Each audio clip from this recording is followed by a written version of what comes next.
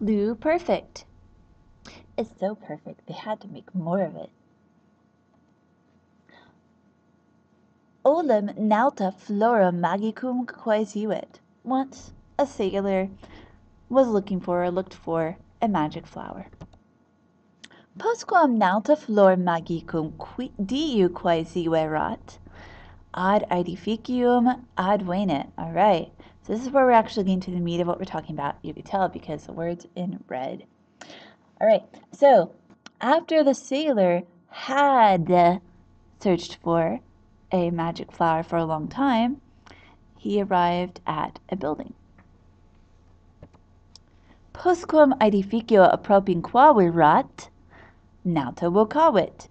Right, so after he had approached the building, the sailor called out.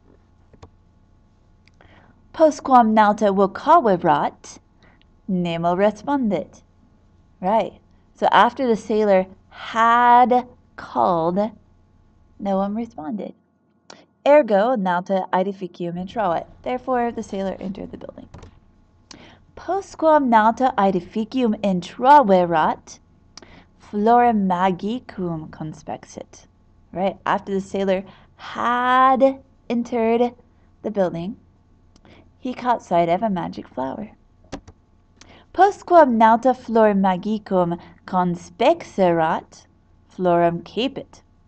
So after the sailor had caught sight of the magic flower, he grabbed the flower. Postquam florem caperat, flos nautam consumsit. After he had grabbed the flower ate the sailor. Et victimam alium expectabat, and it was waiting for another victim. All right, so I was very emphatic in all of these. Let's go back through all of our little red colors here. Quaesiverat was had looked for. Appropinquavirat was had approached. Vocavirat had called. Intravirat had entered. Conspexerat had caught sight of. Keeperat had captured or taken.